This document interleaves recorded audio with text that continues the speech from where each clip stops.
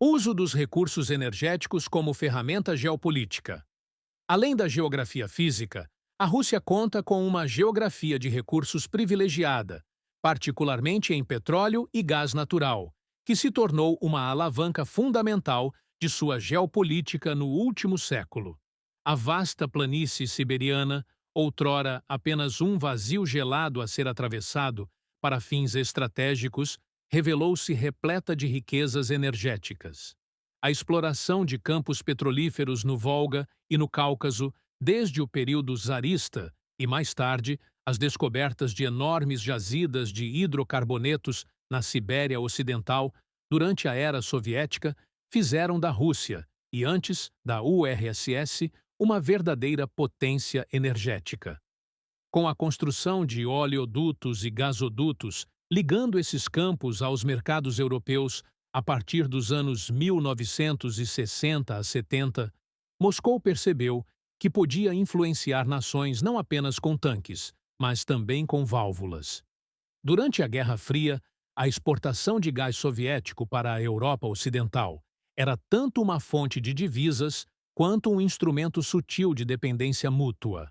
A URSS garantia fornecimento confiável e barato, enquanto países europeus, como Alemanha e Itália, tornavam-se clientes cativos, menos propensos a hostilizar quem aquecia suas casas.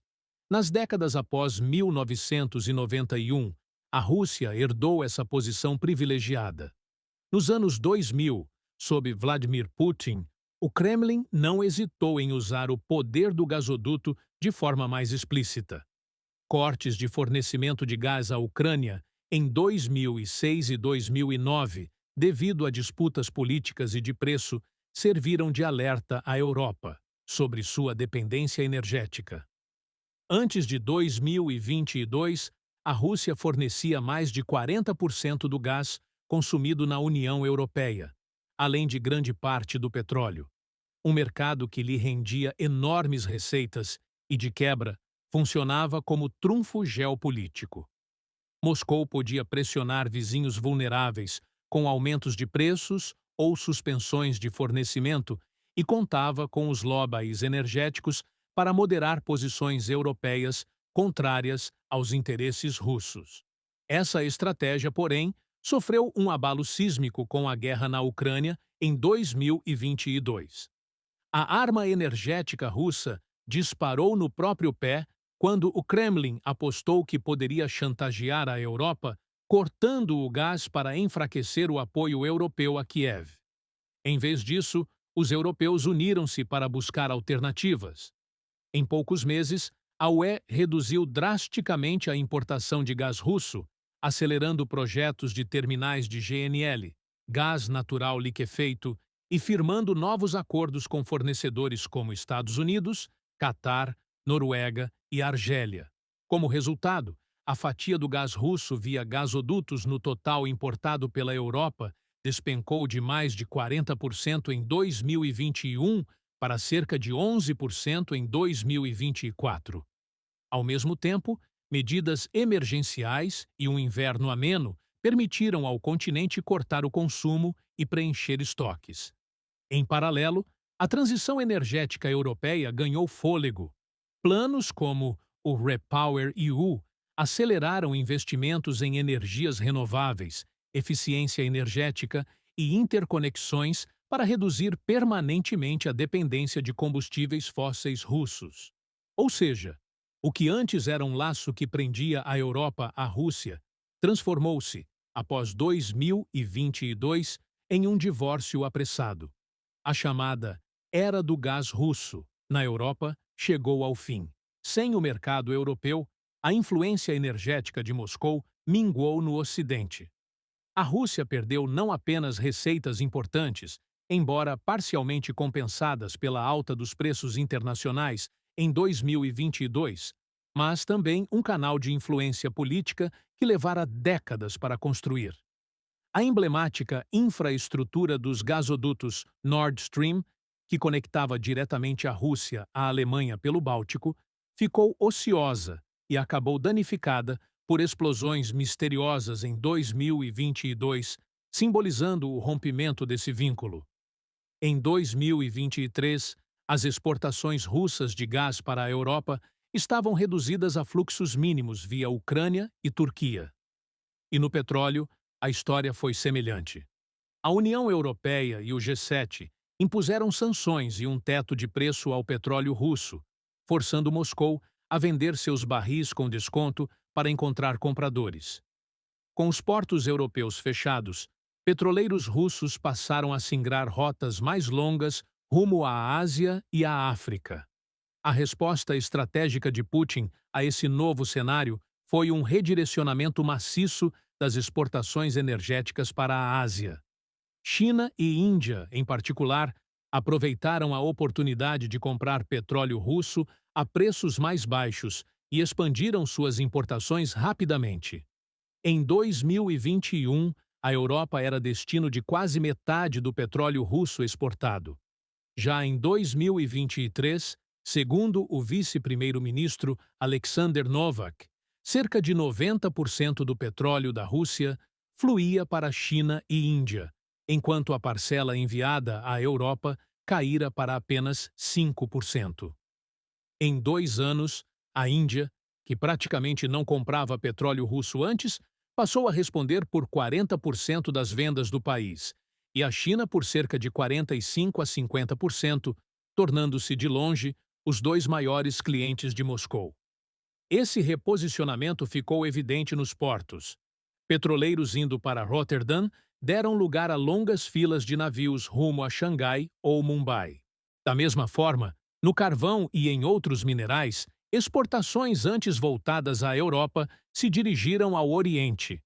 No gás natural, o reordenamento foi menos ágil, por limitações físicas. Os grandes gasodutos soviéticos apontavam para o Ocidente e não havia capacidade equivalente para enviar todo esse gás para o leste.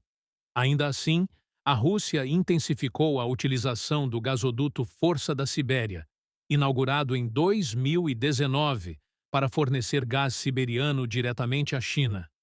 Esse duto, fruto de um acordo firmado com Pequim após a crise da Crimeia, em 2014, foi ampliando seu volume. Em 2024, alcançou cerca de 30 bilhões de metros cúbicos anuais e deve atingir a capacidade máxima de 38 bilhões de metros cúbicos por ano em 2025. Trata-se de um volume significativo. A China tornou-se o maior mercado individual de gás da Gazprom, porém ainda modesto, comparado aos mais de 150 bilhões de metros cúbicos que a Rússia enviava à Europa anualmente antes da guerra. Para contornar essa defasagem, Moscou planeja novos gasodutos, como o projeto Força da Sibéria 2, que atravessaria a Mongólia rumo à China, e investe em terminais de GNL no Ártico para alcançar clientes asiáticos por via marítima. Contudo, esses são projetos de anos e custosos, e enfrentam o poder de barganha cada vez maior de Pequim e Nova Delhi, que sabem ser compradores quase sem concorrência.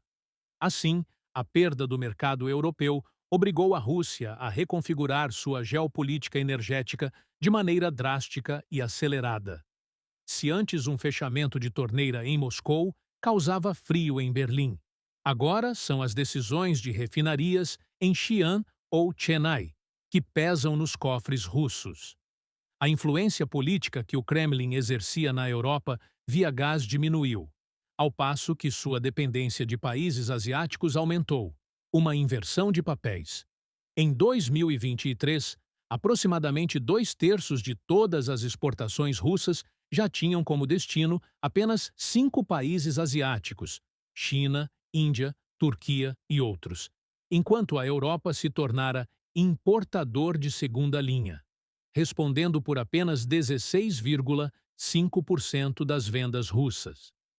Essa reorientação salvou a economia russa de um colapso imediato, compensando a queda de receitas europeias com aumentos de exportações para o Oriente. Entretanto, deixou Moscou mais atrelada do que nunca à Ásia. Pequim e Nova Delhi emergem não apenas como clientes, mas como lifelines da Rússia sob sanções, comprando seu petróleo, gás e carvão. e fornecendo em troca bens industrializados e componentes que o país não obtém mais no Ocidente. Por fim, o soft power energético russo na Europa cedeu lugar a um novo tipo de vulnerabilidade. A UE, aprendendo a lição da crise, investe em renováveis e interconexões, que a tornarão menos sujeita a chantagens de qualquer exportador. O Kremlin, outrora especialista em jogar países europeus uns contra os outros com contratos e gasodutos, vê-se agora à margem desse tabuleiro, com influência decrescente no panorama energético global de médio prazo, especialmente se a transição verde avançar. Em contrapartida, consolida-se o vetor asiático. Rússia e China estreitam laços energéticos e comerciais, ainda que com uma assimetria crescente em favor de Pequim. No próximo tópico, examinaremos justamente as relações de Moscou com a Europa e a OTAN, campo em que a perda do cartão de energia foi acompanhada por movimentos tectônicos, como a guerra na Ucrânia e a expansão da Aliança Atlântica, redefinindo o equilíbrio de poder no continente.